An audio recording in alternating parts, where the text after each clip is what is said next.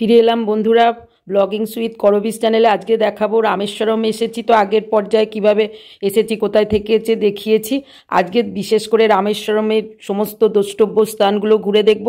আর শেষ পর্যন্ত আমার সঙ্গে থাকুন। ভিডিওটা হয়তো একটু বড় হবে, কিন্তু সমস্ত তথ্য পুঙ্খানুপুঙ্খভাবে আপনাদের জানাবার চেষ্টা করব। প্লিজ দেখুন, তবেই কিন্তু আপনাদের দেখতেও সুবিধা বা ঘুরতেও সুবিধা হবে। যারা ঘরে বসে থাকেন তারাও পুরো রামেশ্বরম দর্শন করতে পারবেন আমার চোখ দিয়ে। রামেশ্বরম বা ধনুষ্কোটি যেতে গেলে এই পম্বন ব্রিজ আর ইন্দিরা সেতু পার হয়ে যাবে। বর্তমানে পম্বন ব্রিজের ট্রায়াল ট্রেন চলছে, প্রায় তৈরি হয়েই এসেছে। কিছুদিন পরে এইভাবেই ট্রেনে রামেশ্বরম পৌঁছতে পারবেন। দেখুন বন্ধুরা, হোটেল নেব বলে আমরা এখানে অটো থেকে নেমে দাঁড়িয়েছি। সব অটোগুলো কিন্তু এখানে দাঁড়াবে, বাট নিজেদের মতো হোটেলটা খুঁজে নিন, কোনো অসুবিধা হবে না। হোটেল রুম কিন্তু অ্যাভেলেবেল, সুতরাং দরদাম করে নিলে আপনারা সহজেই হোটেল খুঁজে নিতে পারবেন, আর কোনো থাকার ভয় থাকবে না। আর যদি অটোওয়ালা হোটেল দেখে তাহলে কিন্তু 500-600 টাকা করে ওরা এক্সট্রা কেটে নেবে। হোটেলওয়ালাও কিন্তু দাম কমাতে পারবে না। চলুন, যেরকম হোটেলে দেখবো সেরকমই হোটেল নেবে। যাই হোক, দেখুন মন্দিরে আমরা ওয়েস্ট জোনের কাছে দাঁড়িয়ে আছি। 4টি কিন্তু মন্দিরের ঢোকার গেট। এইখানে অসংখ্য হোটেল আছে, দরদাম করে। অফ সিজন হলে কম, তবে সিজনে আসলে অবশ্যই রুম বুক করে আসবেন। তখন কিন্তু এইখানে হোটেল পাওয়া খুব কষ্টকর, সেই তুলনায় হোটেলের তখন চাহিদা বেড়ে যায়। যাই হোক, এখান থেকেই অটোগুলো ঘুরছে। আগেই কিন্তু এগুলো দেখিয়েছি, আমি সংক্ষেপে একটুখানি দেখিয়ে দিলাম। এখান থেকেই বাসগুলো যাতায়াত করে। বাস স্টপ থেকে মাত্র 10 মিনিটের মধ্যেই এখানে পৌঁছে যাবেন। এইবার নিজেরাই ঘুরে ফিরে মনের মতো হোটেল নিয়ে নিলেই হলো। আমরা লাগেজ রেখে এখান থেকেই হোটেল নিয়েছি। দেখুন আমাদের হোটেলটা যেটা আমরা নিয়েছি বেশ পরিষ্কার পরিচ্ছন্ন, এসি রুমই আমরা নিয়েছি। ততক্ষণে হোটেলের নামটা আপনাদের দেখিয়ে দিই। দেখুন, শ্রী কণিকা হোটেলটির নাম। মন্দিরের সামনে, যেখান থেকে হোটেলের সামনেটা দেখিয়ে দিচ্ছি। ঘরগুলো বেশ সুন্দর ছিমছাম। আমরা এসি নিয়েছি, একটু গরম ছিল, তবে নন এসি নিলে আরেকটু কম, 1200 টাকার মধ্যে হয়ে যাবে। আমরা 1500 টাকায় রুমগুলো নিয়েছি, 2টো রুম 1500 টাকা। সুতরাং দেখুন সমস্ত কিছুই আছে, ছিমছাম, পরিষ্কার পরিচ্ছন্ন, নিট অ্যান্ড ক্লিন। সবথেকে বড় কথা, মন্দিরের সামনে সমস্ত কিছু একদম কাছে। রামেশ্বরমে যে তথ্য আছে, ভারতের তামিলনাড়ু রাজ্যের রামানাথপুরম জেলার একটি শহর। এটি পাম্বান দ্বীপে অবস্থিত। এটি রামেশ্বরম নামে পরিচিত। পাম্বান ব্রিজ বা ইন্দিরা সেতুর মাধ্যমে যুক্ত ভারতের ভূখণ্ডের শেষ বিন্দু। মনে করা হয় বারাণসী তীর্থযাত্রা, রামেশ্বরম তীর্থযাত্রা, বদ্রীনাথ, পুরী বা দ্বারকা ছাড়া অসম্পূর্ণ। সবার মনে এই প্রশ্ন, যাকে রামেশ্বরমের সমুদ্র এত শান্ত কেন? পৌরাণিক গল্প অনুযায়ী রামেশ্বরম মন্দিরে রামনাথ স্বামী বা ভগবান শিবকে মানাতে সমুদ্রের তরঙ্গ নিয়ন্ত্রণ করা হয়। বলা হয় পৌরাণিক কিংবদন্তি অনুযায়ী যুগে বড় বড় ঢেউ ছিল। পরে সাগরকে পুজো, নৈবেদ্য, প্রশান্তির মাধ্যমে সমুদ্রকে শান্ত করা হয়। এই পুজোয় হাতি সমুদ্রে হার করা হয় এবং পুজোর উপকরণ সমুদ্রে ফেলে দেওয়া হয়। আমরা স্নানের জন্য ওম শ্রী সতনাম সাক্ষী ঘাটে উপস্থিত, কিন্তু বৈজ্ঞানিক তথ্য অন্য কথা বলে। যাই হোক, আমরা এখন ভোরবেলা এখানে স্নান করতে এসেছি। আমার কর্তা দেখেছেন সমুদ্রে নেমে পড়েছে। এখানে কিন্তু সমুদ্রের ঢেউ নেই বললেই চলে। এটি ভৌগোলিক তথ্য অনুযায়ী অগভীর সমুদ্র, প্রধান প্রাচীর, চাঁদের মহাকর্ষীয় টান এবং জলের স্রোত, সাগর বা মহাসাগরে প্রবাহিত উত্তরের বাতাস ইত্যাদি নানা কারণে এখানে সাগরের ঢেউ নেই। এখন অগ্নিতীর্থম স্নানঘাটে আমার স্নানটা আর দেখালাম না। কর্তাটা ছাড়াও চারপাশে প্রচুর লোক স্নান করছে, তাদেরটা আমি দেখানো সমীচীন মনে করিনি। যাই হোক, এখান থেকে স্নান করার পরে তারপরে কিন্তু 22 কুণ্ডুর জলে স্নান করব। অগ্নিতীর্থম আর পরে এখানে স্নান করলে তবেই কিন্তু আপনার পাপ মোচন হবে, এই কথা। এই সমুদ্রে যখন স্নান করবেন 7টি ডুব অবশ্যই দেবেন। কে স্নান না করে মাথায় জল ছিটিয়ে নেন, যেমন আমার বড় ছেলে এইভাবেই স্নানটা করে নেন। অগ্নিতীর্থম ঘাটের স্নান বা অন্য কিছু তথ্য নিয়ে আমি পরেই আসছি, আগে স্নানটা দেখালাম। দেখুন বন্ধুরা, আমরা অগ্নিতীর্থম ঘাটে স্নান করেছি, করে 22 কুণ্ডর জলে স্নান করে এখন রুমে এসেছি। ড্রেস চেঞ্জ করব, ওখানে তো ভিডিও তোলা সম্ভব না, সেই জন্য আমি দেখাচ্ছি। আপনারা আসলে এখানে স্নান করবেন, এখানে স্নান করলে মানসিক শান্তি তো পাওয়া যাবে, সেহেতু আপনাদের চান করাটার জন্য আমি এই ভিডিওটা আপনাদের দেখালাম। সাধারণত রামেশ্বরম মন্দির দর্শনের কোনো মূল্য লাগে না। এখন আমরা মন্দিরে পুজো দেব। এখানে 3 রকমের দর্শন হয়, 50 টাকা দিয়ে দর্শন, 100 টাকা এবং 200 টাকা দিয়ে দর্শন। এছাড়াও আছে 2 ধরনের ভৌতিক দর্শন, যেটি ভোর 4:30 থেকে শুরু হয়, সকাল 6টা পর্যন্ত। এই দর্শনে প্রচুর ভিড় হয় সবসময়। সবাই বলেন মহাদেব শিব বিশেষ শক্তিরূপে এই সময় মন্দিরে অবস্থান করেন। তাছাড়া সকাল 6টা থেকে 1টা এবং 3টে থেকে সন্ধ্যে 8টা পর্যন্ত মন্দির কিন্তু খোলা থাকে। বিশেষ বিশেষ সময় ভিড় হয়, তখন কিন্তু এই বিশেষ অর্থের বিনিময়ে দেখতে পারেন। অন্য সময় গেলে কিন্তু ভিড় একদমই হয় না, বিনামূল্যেই মন্দিরে মহাদেবকে দর্শন করতে পারবে। রামস্বামী মন্দিরের সুন্দর কাঠামো, রাজকীয় কারুকার্য, সূক্ষ্ম সূক্ষ্ম যে কারুকার্যগুলো মন্দিরটিকে ঘিরে আছে, বিশাল করিডোর, যার মধ্যে সন্ধ্যার সময় হাতিকে কিন্তু পুজোর সময় নিয়ে আসা হয়। এইখান থেকে কিন্তু 22 কুণ্ড জলে 25 টাকা দিয়ে স্নান করার জন্য প্রবেশ করতে হবে। আর এখানে ড্রেস ছাড়ার জন্য ব্যবস্থা আছে, বা সঙ্গে জল সংগ্রহের জন্য ড্রাম কিনতে পাওয়া যায়, কিনে নিয়ে আসতে পারবে। 22 কুণ্ডের তথ্যটা বন্ধুরা পরে আপনাদের জানাচ্ছি, নিশ্চয়ই ভালো লাগবে শুনলে। বাইরে থেকে মন্দিরের ভিতরে কতটা দেখা যাচ্ছে, কত সুন্দর কারুকার্য, সেগুলোই দেখিয়ে দিচ্ছি টুক করে। রামায়ণে রামেশ্বরম মন্দির সম্পর্কে যে তথ্য আছে, রাবণকে হত্যা করার পরে সীতাকে নিয়ে অযোধ্যায় যাত্রা করেন, তখন একজন শিব ভক্ত সাধু রাবণ হত্যার পাপ মুক্ত হওয়ার জন্য শিবের উপাসনার পরামর্শ দেন। এই ফাঁকে মন্দিরের ভিতরের অংশ বাইরে থেকে কিছুটা তোলা, সেটাই দেখিয়ে দিচ্ছি। কার্যগুলো দেখলে চোখ ফেরাতে পারবেন না, কত বড় করিডর, টুক করে দেখে নিন বন্ধুরা, অসম্ভব সুন্দর। এখান থেকে হাতি খুব সহজেই চলাচল করে, বুঝতেই পাচ্ছেন। অন্যদিকে শ্রীরামচন্দ্র ব্রহ্মহত্যার দায় মুক্ত হওয়ার জন্য তিনি স্থানে মহাদেবকে প্রতিষ্ঠা করতে চান এবং হনুমানকে কৈলাসে পাঠান শিবলিঙ্গ আনার জন্য। হনুমান শিবলিঙ্গ আনতে দেরি করায় সীতা দেবীর তৈরি বালি দিয়ে শিবলিঙ্গ তিনি পুজো করার জন্য প্রস্তুত হন। পরে যখন হনুমান শিবলিঙ্গ নিয়ে আসেন, তখন সীতা দেবীর তৈরি শিবলিঙ্গ দেখে মনঃক্ষুণ্ণ হন। শ্রীরামচন্দ্র তখন ঠিক করেন এখন থেকে 2টি শিবলিঙ্গই এখানে পূজিত হবে। মন্দিরের অন্দরের যে শিবলিঙ্গ আছে, একটি রামলিঙ্গ, অন্যটি শিবলিঙ্গ নামে পরিচিত। সুতরাং মন্দিরের প্রধান দেবতা শিবকে তো লিঙ্গরূপে পূজা করা হয়। এছাড়াও আছে নন্দীর একটি বিশাল মূর্তি, প্রায় 17.5 ফুট লম্বা। অন্যান্য দেবদেবীর মধ্যে আছে দেবী বিশালক্ষী, ভগবান বিনায়ক, ঈশ্বর সুব্রহ্মণ্য, উৎসমূর্তি, সায়নাগৃহ এবং পেরুমল। 12টি জ্যোতির্লিঙ্গের মধ্যে এটি একটি। বন্ধুরা, এখানকার ট্র্যাডিশনাল একটি উৎসব, যেটা আমরা হোটেলের ধারে আছি, সেটাই আপনাদের তুলে ধরলাম। সারা বছর জুড়ে 6টি প্রধান উৎসবগুলি রামেশ্বরম মন্দিরকে ঘিরে পালিত হয়। সেগুলি হলো, প্রথমটি মহাশিবরাত্রি, ফেব্রুয়ারি মাসে 10 দিনের জন্য পালিত হয়। ভগবান শিব পার্বতীকে বিবাহ করেন পৃথিবীর অন্ধকার এবং অজ্ঞতা রক্ষার জন্য। প্রভুকে রথে করে রাস্তায় সবাই ভ্রমণ করা। দ্বিতীয়টি বসন্ত উৎসব, মে জুন মাসে 10 দিন পালিত হয়। চন্দন, ফুল, ধূপ ও গোলাপ জল দিয়ে অভিষেক ও পূজিত হন প্রধান দেবতা মহেশ্বর। তৃতীয় উৎসবটি হলো রামলিঙ্গম। এটি প্রধান উৎসব, জুন জুলাই মাসে 10 দিন। সীতার নির্মিত লিঙ্গটি যেদিন স্থাপন করা হয়েছিল সেই দিন থেকে পুজো করা হয় এবং শোভাযাত্রায় বের করা হয়। চতুর্থ উৎসবটি হলো থিলু কাল্যাণম। জুলাই আগস্ট মাসে 17 দিন ধরে হয়। এই শোভাযাত্রায় গাড়িকেও সামিল করা হয় শোভাযাত্রায়। পঞ্চম আরেকটি উৎসব নবরাত্রি, আগস্ট সেপ্টেম্বর মাসে 10 দিন ধরে পালিত হয়। দেবী দুর্গার 9টি রূপে উদযাপন করা হয় এবং 10 দিনে দশেরা উৎসব পালন করা হয়ে থাকে। ওর একটি উৎসব হলো আরুধর্ষণম। ডিসেম্বর থেকে জানুয়ারির 10 দিন ধরে উৎসব পালন করা হয়। এই উৎসবটি উথিরা কোসামাঙ্গাইতে অনুষ্ঠিত হয়। সেখানে সারা বছর ধরে ভক্তরা চন্দন কাঠ দিয়ে আবৃত নটরাজ মূর্তি উন্মোচনে শ্বাসরুদ্ধকর আশ্চর্যজনক দৃশ্যের অভিজ্ঞতা কল্পনা করেন এবং পুজো করে থাকেন। সময়গুলোতে একটু বেশি ভিড় থাকে, তবে ফাঁকা সময় আসলে কিন্তু সহজেই দর্শন করতে পারবেন। অন্য সময় 2-3 ঘন্টা হাতে টাইম রাখলেই হলো, তবে বিশেষ অর্থের বিনিময়ে যদি স্পেশাল দর্শন করেন সেক্ষেত্রেও অনেক সময় কম লাগে। সুতরাং রামেশ্বরম মন্দির দর্শন 3 ধাপে করা হয়। প্রথমে অগ্নিতীর্থম ঘাটে ডুব দিতে হবে, 22 কুণ্ড জলে স্নান করতে হবে। এরপরে রামেশ্বরমের মন্দিরে মহাদেব শিবকে দর্শন করব। এখন 1200 টাকা দিয়ে একটি অটো বুক করে সাইট সিন দেখার জন্য বার হয়েছি। প্রথমে দেখব বিভীষণ মন্দির, ধনুষ্কোটি, রামকুণ্ডু, লক্ষণকুণ্ডু, সীতাকুণ্ডু, আরও আছে। বন্ধুরা, প্রথমেই আমরা রামেশ্বরমে কোথানদারাম অর্থাৎ বিভীষণ মন্দির দেখব, যার দূরত্ব 16 কিলোমিটার দূরে। এই অটো ভাইয়ের সঙ্গে আমরা এসেছি। দেখুন, চলুন বিভীষণ মন্দির দেখতে যাচ্ছি এখন। এই মন্দিরে কিন্তু কোনো প্রবেশ মূল্য নেই। কথিত আছে শ্রীরামচন্দ্র লঙ্কা যাত্রার পূর্বে তার বানর সেনা সহ এইখানে আশ্রয় গ্রহণ করেন। রাবণের ছোট ভাই বিভীষণ রাবণকে সীতা দেবীকে রামের কাছে ফিরিয়ে দিতে বললে তিনি রাজি হন না। বিভীষণ সেই মুহূর্তে লঙ্কা থেকে বিতাড়িত হয়ে রামের কাছে আশ্রয় প্রার্থনা করেন। বিভীষণ মন্দিরটা দর্শন করে আমরা এবার যাচ্ছি। এখানে রাম, সীতা, লক্ষ্মণ আর বিভীষণের আর গরুর পাখির ছবি আছে।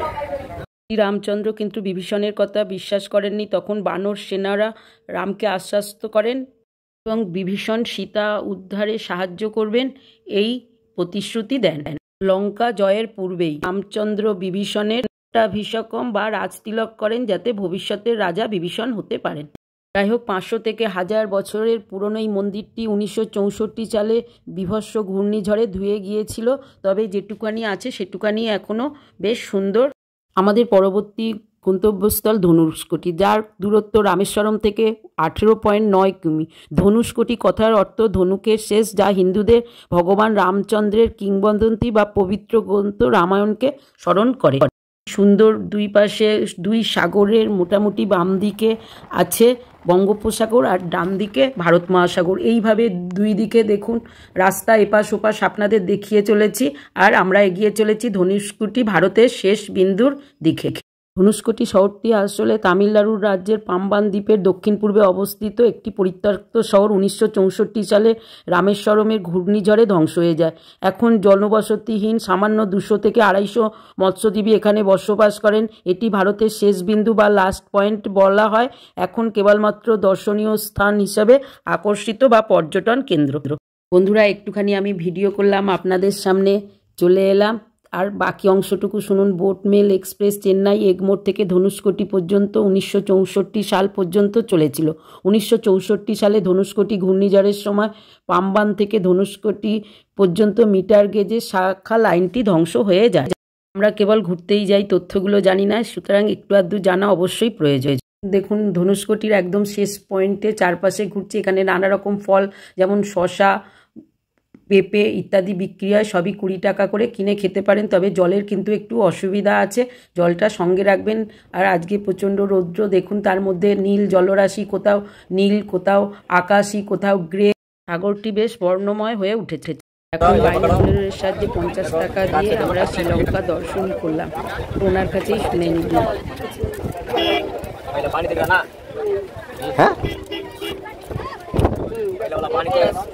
पानी का दो समुद्र संगम, हिंदू महासागर, बंगाल का सागर। पीछे मिट्टी दिख रहा, बीच में मिट्टी, ये मिट्टी Ram Setu starting point. Last मिट्टी ऊपर वाला पीला टावर दिख रहा, छोटा सा tower Sri Lanka tower, India Sri Lanka border, India Hindu point, Sri Lanka starting point. यहाँ से 18 किलोमीटर दूर डिस्टेंस है। এখান থেকে 18 কিলোমিটার দূরে শ্রীলঙ্কার টাওয়ারটা আছে, কিন্তু আমার এয়ারটেল কানেকশানে শ্রীলঙ্কার নেট চলে আসে। এটি আরিচল মুনাই সানসেট পয়েন্ট ভারতের শেষ ল্যান্ডমার্ক হিসেবে উল্লেখ করা হয়, আর এই নির্মল স্থানটি বঙ্গোপসাগর ও ভারত মহাসাগরের সঙ্গমকে চিহ্নিত করে। এখানেই দাঁড়িয়ে আমি একটু ফটো তুলে নিলাম। চারপাশে গাড়িগুলো দাঁড়িয়ে আছে, দেখুন এইখান থেকে ঘিরেই পুরো বঙ্গোপসাগর আর ভারত মহাসাগরকে দেখতে পারবেন। জলরাশিগুলো এক এক জায়গায় এক এক রকম, তার উপরে মেঘের খেলা চলছে। অসম্ভব সুন্দর প্রাকৃতিক দৃশ্য। চলুন বন্ধুরা, ধনুষ্কোটি সমুদ্রের জলে একটু হাত দিয়ে নিই।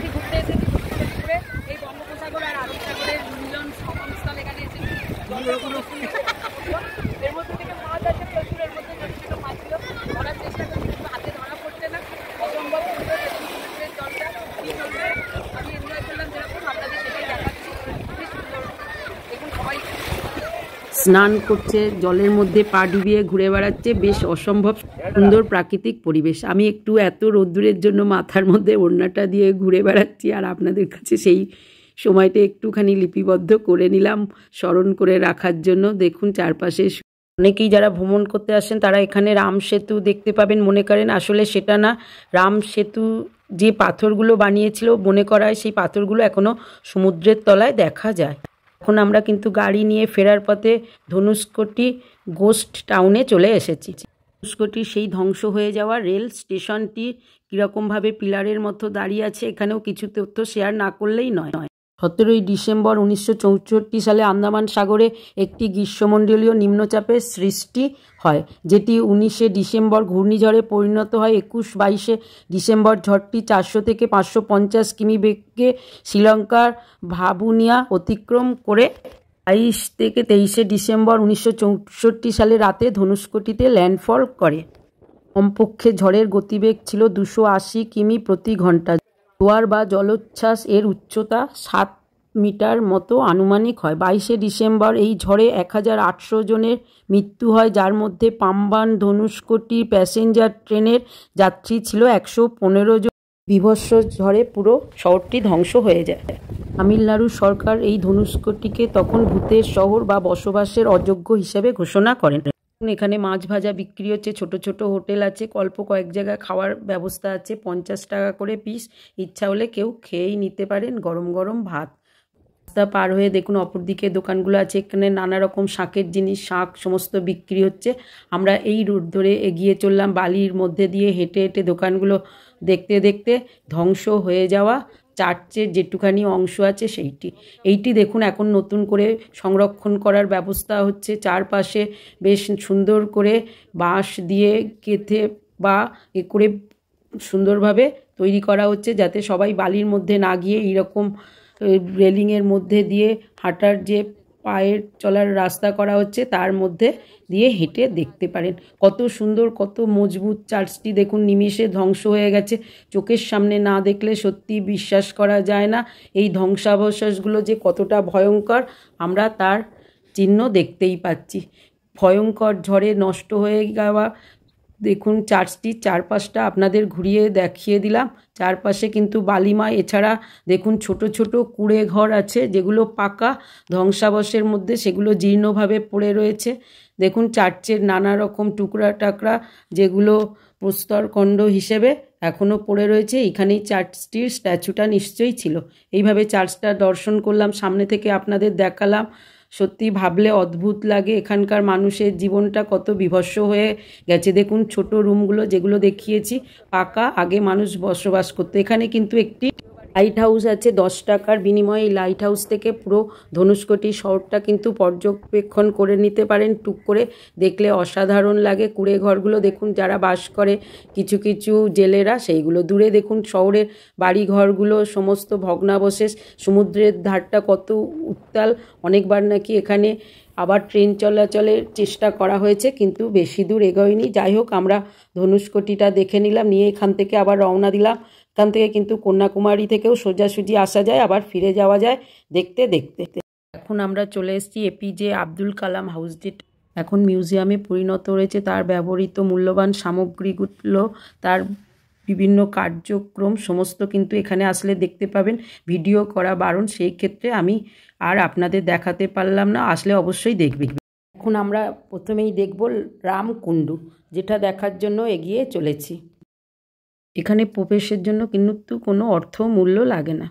রামকুণ্ডুতে প্রবেশ করতে গেলে রাইট সাইড অর্থাৎ সোজা ডান দিকে রাম মন্দির, বাঁ দিকে লেফট সাইডে রামকুণ্ডু, আর সোজা গেলে রাধাকৃষ্ণের মন্দিরটি দেখতে পাবেন। যাই হোক, কত সুন্দর মন্দির আর পরিবেশ স্নিগ্ধ। শ্রী রামচন্দ্র রাবণকে বধ করার পর সীতা দেবীকে নিয়ে এখানে আসেন এবং এখানে একটি কুণ্ড গঠন করেন ধনুকের সাহায্যে বাণ মেরে। এই রাম মন্দিরের পাশেই প্রচুর দেখুন সাপের পাথরের মূর্তি রাখা আছে, অসংখ্য মূর্তি, দেখলে বিশ্বাস করতে পারবেন না। রামকুণ্ডটা দেখুন পুরো মাঝখানে অবস্থিত, জল দিয়ে ঘেরা। এখানে একটু মাথায় জল দিয়ে শুদ্ধ হতেই পারেন, সবাই যেরকমভাবে করে থাকে, আমিও সেইভাবেই একটু জলটা ছিটিয়ে নিলাম। কত দূরে দেখতে পাচ্ছেন, আর এখানে পিপুল গাছের ছায়ায় পরিবেশটা বেশ শান্ত স্নিগ্ধ, খুবই সুন্দর মনোরম। কত সুন্দর বলে বোঝানো যাবে না। এই রামকুণ্ড থেকে বেরিয়েই অপর দিকে একটু কাছাকাছি আছে নটরাজ ধ্যান মণ্ডপম, যেটি অসাধারণ, না দেখলে কিন্তু মিস হয়ে যাবে। অবশ্যই দেখে নেবেন, কত সুন্দর কারুকার্য, সূক্ষ্মভাবে তৈরি। নটরাজ শিবের আরেকটি নাম, আপনারা সবাই জানেন। শিব যখন দেবী দুর্গা নয়, মৃত্যুর পর তার কাঁধে নিয়ে নৃত্য করেছিলেন, সেই সময়ের মূর্তিটাই এখানে ধরা আছে। যাই হোক, মন্দিরটা পুরো একবার টুক করে ঘুরিয়ে দেখে দিলাম। যেরকম সুন্দর সেরকম পরিষ্কার পরিচ্ছন্ন, দেখলে কিন্তু কারুকার্য মন ভরে যাবে। বিশেষ করে সঙ্গের এই উপরের দেখুন চালচিত্রটা আর এই হাতিগুলো, এখানকার কিন্তু হাতিকে শুভ বলেই মনে করা হয়। অনেক জায়গায় দেখবেন আমি দেখিয়েছি হাতির মূর্তি, বা মন্দিরের মধ্যেও হাতিকে কিন্তু পুজোর জন্য বিশেষ স্থান দেওয়া হয়। এই নটরাজ মন্দিরের উল্টো দিকেই আছে পঞ্চমুখী হনুমান মন্দির। ভিতরে ফটো তোলা বারণ, তবে এখানে কিন্তু হনুমানের মূর্তিটা তো যেমন সুন্দর তেমন স্নিগ্ধ। এখানে আসলে ভাসমান পাথরগুলো কিন্তু দেখতে পাবেন, যেগুলো সেতু বন্ধনের জন্য ব্যবহার করেছিলেন লঙ্কা যাত্রার উদ্দেশ্যে। ইচ্ছা হলে 10 টাকা দিয়ে এই হনুমান মন্দিরে তাগা বাঁধতে পারবেন হাতে। আমরা কিন্তু লক্ষণকুণ্ডে চলে এসেছি। এখানে একই জায়গায় 3-4টে দর্শনীয় স্থান আছে, সুতরাং লক্ষণকুণ্ডে প্রবেশ করছি। দেখুন লক্ষণকুণ্ডের ভিতরে বাইরে থেকে ছবিগুলো দেখিয়ে দিলাম, ভিতরে তোলা নিষিদ্ধ। যেমন সুন্দর পরিবেশ তেমনি সুন্দর। এই লক্ষণকুণ্ডটাও কিন্তু জলে ঘেরা, আর ভিতরে দেখুন মাঝখানে কুণ্ডটা আছে। বিশেষ অনুষ্ঠানের দিনেই এইগুলো কিন্তু খুলে পুজো অর্চনা অনুষ্ঠান করা হয়। লক্ষণকুণ্ডের মন্দিরের ভিতরেও কিন্তু শেষ নাগের মূর্তি আছে। লক্ষণকুণ্ডের পুকুরে হিসাবে বিখ্যাত স্থানটি বেশ মহিমান্বিত। এখানেও বিশেষ অনুষ্ঠানের সময় স্নান করার ব্যবস্থা আছে, বা অনেকেও পবিত্র হওয়ার জন্য এখানে স্নান করেন। সুতরাং বন্ধুরা, আপনারা ধনুষ্কোটি প্রথমে ঘুরে এসে রামকুণ্ডু, লক্ষণকুণ্ডু, সীতাকুণ্ডু সবই একত্রে দেখে নিতে পারবেন। ভিতরের কুণ্ডটি কত সুন্দর দেখুন। আমরা অটোতে করে চলেছি, কিন্তু এর উল্টো দিকেই আরেকটি মন্দির আছে, খুবই সুন্দর। মন্দিরটির নাম শ্রীকৃষ্ণ প্রণামী মঙ্গল মন্দির। কথিত আছে একবার শ্রীকৃষ্ণ গোকুলকে প্রবল বৃষ্টি থেকে বাঁচানোর জন্য গোবর্ধন পর্বতকে এক আঙুল দিয়ে হাতে করে উপরে তুলে নিয়েছেন, যার তলায় মথুরা, বৃন্দাবন, গোকুলের সমস্ত বাসীরা আশ্রয় নেন এবং প্রবল বৃষ্টি থেকে তাদের রক্ষা করেছিলেন। সেই ছবিটাই এখানে সুন্দরভাবে তুলে ধরা হয়েছে। মন্দিরটির নাম শ্রীকৃষ্ণ প্রণামী মঙ্গল মন্দির, রামেশ্বরম। মন্দিরটার ভেতরে দেখুন শ্রীরামচন্দ্র, শিব মহাদেবের নানা রকমের ছবি কাঁচের টুকরো দিয়ে করা আছে। এছাড়া অন্যান্য বিখ্যাত মন্দিরগুলো এখানে সেগুলো লিপিবদ্ধ করা আছে ছবি আকারে। যাই হোক, পুরো মন্দিরটা দেখলে, কারুকার্য দেখলে আপনার স্নিগ্ধতায় চোখ জুড়িয়ে যাবে। অসম্ভব সুন্দর, যা দেখে কখন যে আপনার সময় কিছুটা পার হয়ে যাবে আপনি বুঝতেই পারবেন না। সুতরাং এই মন্দিরটা অবশ্যই দেখবেন, না হলে কিন্তু কিছুটা বাদ হয়ে যাবে রামেশ্বরমের। এইবার চলুন, এইভাবে দেখতে দেখতে আমাদের কিন্তু সমস্ত এই দিকের দেখা কমপ্লিট হয়ে যাওয়ার পরে আমরা কিছুটা আহার করে নেব দুপুরের। অনেকটা সময়ে আমরা অনেক কিছু দেখে ফেলেছি। এইভাবে অ্যাডজাস্ট করে নিলে কিন্তু সারা দিনে একদিনে পুরো রামেশ্বরমটা ঘুরতে পারবেন। বাকিটা অবশ্যই দেখুন, না হলে ঘুরতে পারবেন না। এই অটোওয়ালা দেখুন শেষে প্রচণ্ড রুক্ষ ব্যবহার করে আমাদের সঙ্গে খারাপ ব্যবহার করেছিল। পুলিশে দেওয়ার ইচ্ছা ছিল, কিন্তু ছেড়ে দিলাম। ক্রমে মাঝপথে একটুখানি জন্য অটোটা ছেড়ে দিয়ে অন্য অটোয় আমরা ফিরে আসি। ফিরে এসে আমরা লাঞ্চ করি। দেখুন আমাদের এই লাঞ্চগুলোই পছন্দ ছিল, বাঙালি স্টাইল অনুযায়ী খাবার, যেহেতু পনির, প্লেন রাইস, ফ্রায়েড রাইস, তড়কা ডাল আর আলু ফ্রাই, সেটা এখনও আসেনি। যাই হোক, আপনাদের দেখিয়ে দিলাম। আর হোটেলটা কত সুন্দর করে সাজানো হয়েছে, বেশ আমাদের খুব পছন্দ হয়েছে। চলুন, খাওয়া দাওয়ার পরে আমরা আবার চলে এসেছি অগ্নি তীর্থম ঘাটে। এখন আমাদের ইচ্ছা একটুখানি লঞ্চে করে যাত্রা করা। 22 কুণ্ডুর তথ্যটা যদি শেয়ার না করি তাহলে রামেশ্বরম ঘোরা কিছুটা অসম্পূর্ণ থেকে যাবে। চলুন এবার শোনাই। রামেশ্বরম শহর বিখ্যাত রামনাথ স্বামী মন্দিরের জন্য। শহরে আসলে 64টি তীর্থম বা পবিত্র জলাশয় আছে। এর মধ্যে 22টি মন্দিরের মধ্যে অবস্থিত। বিশ্বাস করা হয় এই তীর্থমগুলিতে এখন বাঁধানো কুয়া, ওই জলে স্নান করা তপস্যার সমতুল্য। সেই কারণে এটি প্রধান তীর্থস্থান। লঞ্চে যাওয়ার জন্য রওনা হয়েছি। 100 টাকা করে টিকিট, 5টায় কিন্তু শেষ খেয়া। আমরা ঠিক সেই মুহূর্তেই এসে পৌঁছেছি। প্রচুর ঘুরেছি, প্রথম সকাল থেকে দেখতেই পেয়েছেন। এইবার আমরা এখন লঞ্চে বসে যাত্রা করব সমুদ্রের মধ্যে। চলুন বাকি গল্পটাই সেরেই ফেলি। কিংবদন্তি অনুসারে বলা হয় দেবী সীতা তার স্বামী ভগবান রামের কাছে নিজের পবিত্রতা প্রমাণ করার চেষ্টা করেন, যেহেতু রাবণ তাকে লঙ্কায় ধরে নিয়ে গিয়েছিল। ছোট দেবর লক্ষণকে অগ্নি প্রজ্বলিত করতে বলেন ও তিনি সেই অগ্নির ভিতর প্রবেশ করেন তার সতীত্বের প্রমাণ দিতে। অগ্নিতে প্রবেশ করার পর তিনি অক্ষত থাকেন। ঈশ্বর অগ্নি অভিভূত হয়ে দেবী সীতাকে শুদ্ধ প্রমাণ করেন। এদিকে দেখুন লাইফ জ্যাকেটটা কিন্তু পরতেই হবে, পরা বাধ্যতামূলক।